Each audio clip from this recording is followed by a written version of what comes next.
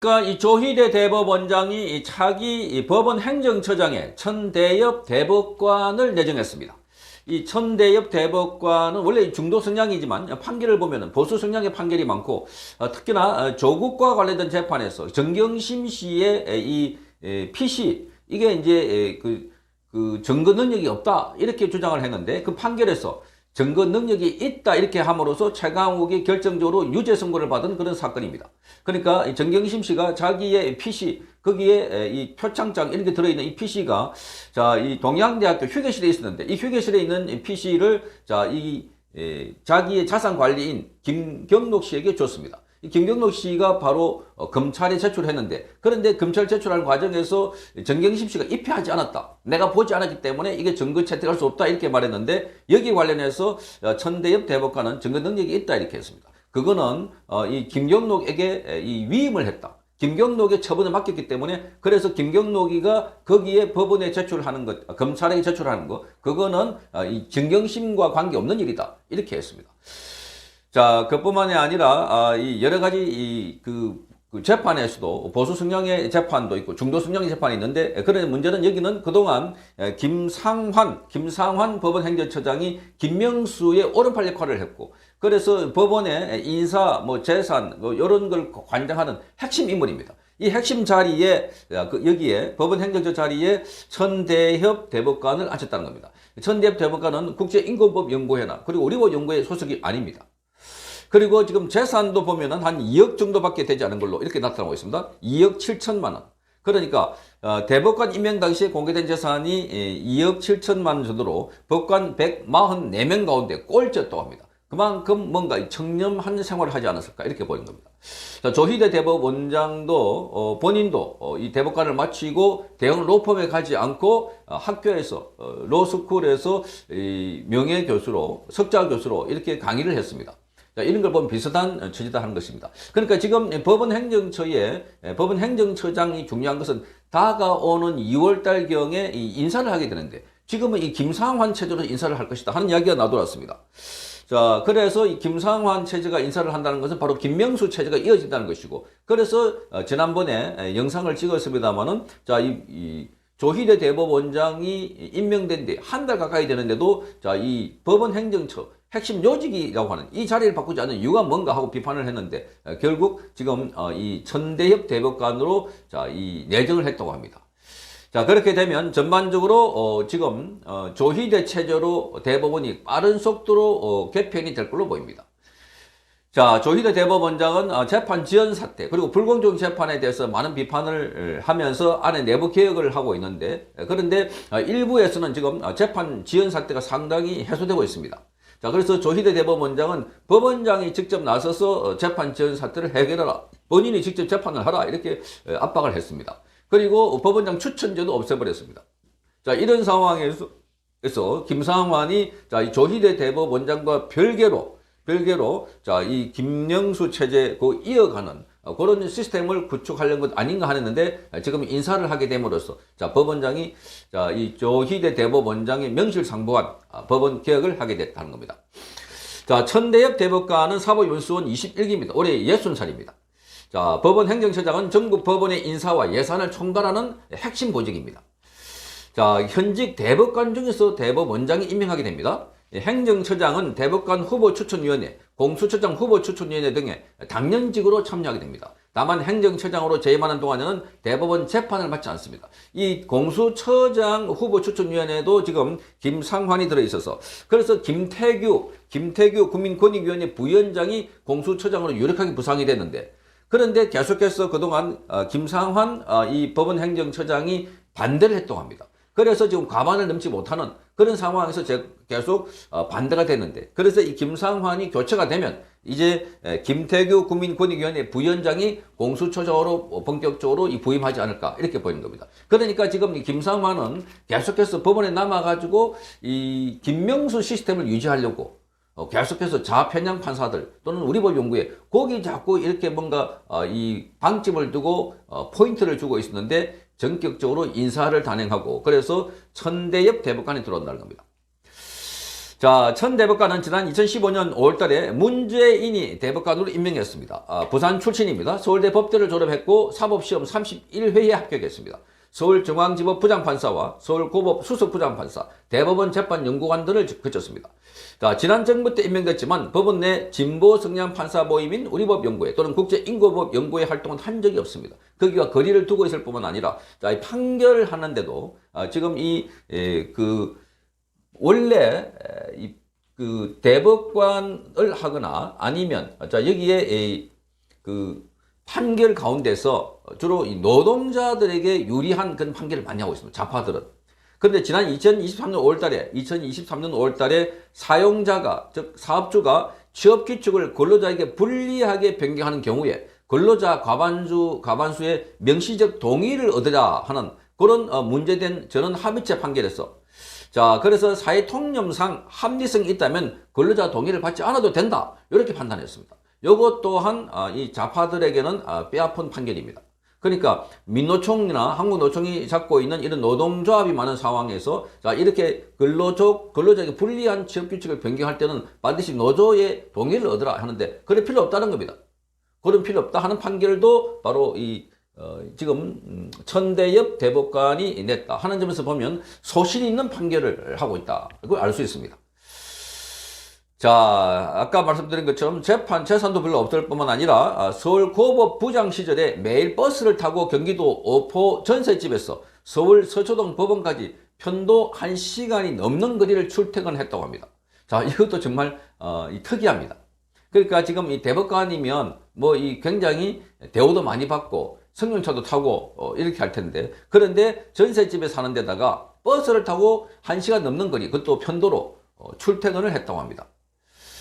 자, 이런 걸 보면 그야말로 소신이 있는 대법관이다 이렇게 보여집니다. 그래서 조희대 대법원장과 코드를 맞추다 보면 지금 사법부의 개혁, 자, 재판 지연과 그리고 불공정한 판결 여기에 대대적인 수술을 하지 않을까 이렇게 보여집니다. 지금 이재명은 재판 지연 상태 이게 이제 해결되지 않으니까 바로 병원에 입원한 것 아닌가 하는 의혹을 받고 있습니다. 그러니까 지금 이재명이 피습당해가지고 병원에 입원했는데 그 피습당한 부위나 이런 걸 보면은 큰 상처가 아닌 것 같은데 그 큰 상처가 아니니까 부산대학병원에서도 자 이게 헬기를 타고 서울대 병원에 왔다. 그런데 서울대 병원에 와서 보니까 이게 중증이다 이렇게 하고 상처도 원래 1cm인데 그게 아니라 2cm고 열상이 아니라 좌상이다. 더불어민주당에서 일방적으로 발표하는데 보니까 이게 다 꼼수가 아닌가. 그러니까 병원에 오래 입원하면서 재판을 안 받으려고 한 것 아닌가. 그러니까 지금 이 조희대 대법원장이 바뀌면서 재판 지연 사태를 해소하라 하니까 지금 빠른 속도로 재판이 진행되고 있는데 그걸 막기 위해서 이재명이 병원에 입원한 것 아닌가 하는 의혹이 제기되고 있습니다. 자, 어쨌든 이런 상황에서 지금 김삼한 법원 행정처장에서 바로 천대엽 법원 행정처장으로 바뀐다는 것. 이게 사법부에 전체적으로 지각 변동이 일어나고 이제 머리뿐만 아니라 저 밑에 세포까지 이렇게 법원이 바뀔 것 같아 하는 점에서 많은 사람들이 환영을 하고 있습니다. 자, 조희대 사법 이재명의 수술과 치료를 담당했던 서울대병원 측이 이재명의 수술 경과와 현재 상태에 대해서 브리핑을 직접 하겠다고 밝혔습니다. 자, 서울대병원의 브리핑은 오늘 오전 11시 30분 서울 중구 서울대병원에서 열릴 예정입니다. 서울대병원은 이재명의 치료 경과에 대해서도 집도이가 직접 브리핑하겠다 이렇게 밝혔습니다. 자, 이렇게 태도가 갑자기 바뀐 것은 그동안 서울대학교가 갑자기 브리핑을 한다고 했다가 취소해 놔놓고 민주당이 일방적으로 브리핑을 하고 있으니까 지금 각계 여론이 폭발하고 있습니다. 자, 서울대병원이 왜 침묵하고 있는가? 서울대병원이 이재명의 책이 잡혀 있는가? 자, 이재명에 관련해서 왜곡된 정보가 나오는 거 아닌가? 자, 이재명은 지금 재판을 받을 신분이고, 그리고 지금 여러 가지 의혹이 핵심 인물인데, 그런데 상태가 안 좋다고 계속 이야기를 흘려보내고 있는 것 같고, 그리고 실제로 더불어민주당에서는 부산대학교에서 오고 난 이후부터 이재명의 상태에 대해서 아주 안 좋다. 이렇게 하면서 중환자실에 갔다가 일반 병실에 갔다가, 그리고 상처 부위도 처음에 1cm에서 그것도 열상이라고 했다가 자상으로 바뀌었고, 자상은 이 흉기에서 찔린 거고, 열상은 찢어진 겁니다. 그래 1cm에서 다시 1.5cm, 다시 어제는 2cm라고 했습니다. 그리고 지금 이 내경동맥이라고 해서 이게 파손돼서 60%가 손실됐다. 이러니까 생명이 생명이 위험하다 이런 식으로 설명을 하면서 자 이게 바로 천운이었다 이렇게 된 것만 해도 천운이었다 이렇게 말했습니다.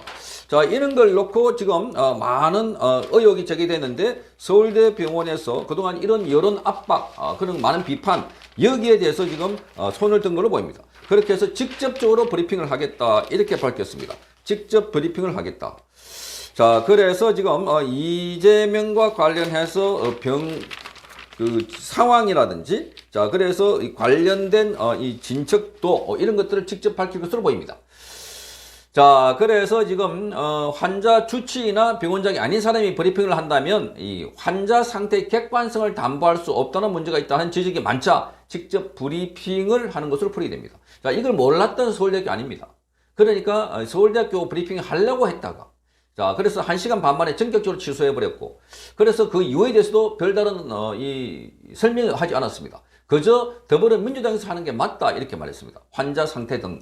그런데 더불어민주당에서는 그게 법적인 문제가 있어서 우리가 한다, 이런 식입니다. 법적인 문제가 있어서.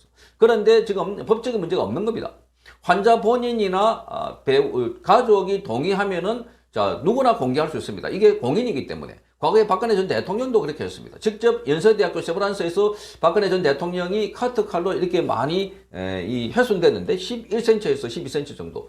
그런데도 집도하고 난 의사가 수술복을 가운을 입고 직접 마이크 앞에 서가지고 자 수술은 어떻게 됐고 직접 거기 경동맥을 피해가가지고 다행히 뭐 이렇게 됐다. 그 후유증은 어떤 정도다. 이렇게 해서 국민들에게 상세한 정보를 알려줬습니다. 그런데 이재명은 지금 이 피습 단계에서부터 지금까지 뭔가 의혹이 많다는 겁니다. 그래서 곳곳에서 여러 가지 의혹이 제기되고 있습니다.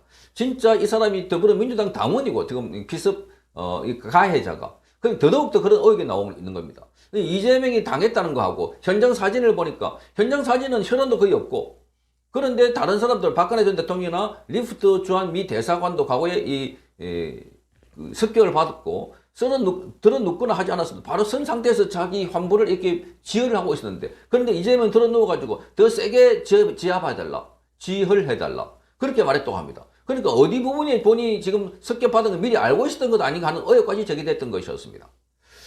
자, 그래서 지금 이게 재판을 받는 이재명이 상태를 안 좋다고 과장해가지고 그래서 자꾸 재판 지연을 받으려고 한 것 아닌가 하는 의혹이 제기됐는데 그러면서 서울대병원에서 자, 이렇게 지연 사태 나오니까 많은 사람들이 또 특히나 전문의 가운데에서도 명의라고 하는 사람들이 자, 이거는 누구 하나가 거짓말하고 있는 것 같아. 자, 그러니까 부산대학교에서 헬기를 타고 갔으면은 응급 환자가 아니라는 겁니다. 응급 환자 같으면 부산대학 병원에서 수술을 해야 된다는 겁니다. 거기가 우리나라의 외상센터에서는 권역 외상센터는 최고 등급입니다. 전문의도 많습니다. 그런데도 불구하고 서울에 갔다. 그런데 서울에서는 수술해보니까 엄청난 중요한 거다. 이것도 민주당 관계자가 발표한 겁니다. 그러니까 서울대병원에는 민주당 관계자가 마음대로 이렇게 왜곡해서 발표하도록 놔두는 건가 하고 이렇게 의혹이 제기됐고 그러니까 서울대병원이 눈치를 보고 있다 하는 비판을 받아왔습니다. 그렇지 않아도 지난번에 서울대학교가 이 조국에 대해서도 징계도 하지 않고 그렇게 있다가 계속 압박이 오니까 나중에 징계하지 않는다고 그 당시에 서울대 총장이 오히려 징계를 먹었습니다. 경고. 그러니까 조국이 여러 가지 서울대학 쪽에서 혜택을 봐줬다 하니까 그쪽 자기 진영 사람들이 아닌가 하는 비판이 쏟아지자 지금 이런 것에 대해서 브리핑을 하겠다라고 하고 있습니다. 자, 서울대병원은 지난 2일 오후 5시쯤 기자단에게 이재명 대표에 대해서 브리핑을 직접 하겠다고 했지만 1시간여 만에 브리핑을 취소했습니다. 당시 취소 이유를 밝히지 않았습니다. 자, 밝히지 않은 이유 가운데는 자, 이 민주당이 한 게 맞다 이렇게 말했는데 지금까지는 중요한 정치인들이나 또는 공인들, 심지어 연예인들까지도 이 의료진들이 다 발표를 했는데 예고까지 해놓고 안 했다는 것은 누군가가 누군가가 하지 말아라 하고 자, 이게 뭔가 간섭 있지 않았을까? 급박을 하지 않았을까 하는 합리적인 의심이 있는 겁니다. 자, 그래서 당시에 2006년도 박근혜 전 대통령과 2015년도 마크 리프트 주한 미국 대사가 흉기 피습을 당했을 때도 세브란스 병원에서 치료를 받았습니다. 거기도 병원장이 직접 수술 경과 등을 브리핑했습니다. 자, 그러니까 지금 각계에서 서울대학 병원이 왜 브리핑을 하지 않고 있나? 자, 의혹이 많다. 그리고 이 헬기로 가는 것도 문제가 많다. 뿐만 아니라 앰뷸런스도 보니까 최고급 앰뷸런스다. 황제다. 갑질이다. 하는 비판이 쏟아졌습니다. 자, 그러니까 지금 이 건과 관련해서 헬기도 부산대병원에 직접 더불어민주당이 요청을 했고, 자, 그러니까 여기 중환자실에 간 것도 과거에 박근혜 전 대통령 수술하고 난 뒤에 바로 일반 병실로 갔습니다. 이게 뭐 중환자실 갈 것이 아니다. 외상이니까. 그런데 갑자기 여기가 혈관이 뭐 60% 파손됐다, 훼손됐다, 그 수술을 한다, 혈관을 낸다. 그러니까 이 명의는 그 정도 같으면 피가 콸콸콸 쏟아나고 몇 시간 안에 몇 시간이 아닙니다. 몇 분 안에 사망한다는 겁니다. 쇼크사로. 그런데도 불구하고 느긋하게 헬기 타고 갔다? 이런 것 자체가 말이 안 된다는 겁니다. 그런데 더군다나 부산대학에서 옮길 때는 자, 이게 좀 더 나은 병원으로 가야 된다. 이게 중요한 부분이기 때문에. 이렇게 많은 것들이 드러나면서 지금 각계로부터 비판의 소리가 터져 나왔고, 더군다나 대한민국의 의사단체에서 의사들이 비판하고 있습니다. 그러니까 서울대학교가 이래저래 눈치 보다가 더불어민주당을 봐주기 위해서 눈치 보다가 하는 수 없이 여론의 몰매를 맞으니까 지금 직접 브리핑을 한다고 한 것 아닐까 이렇게 됩니다. 조금 후에 브리핑을 한다니까 자 어떤 내용이 있을지 그동안 민주당이 발표한 내용과 같을지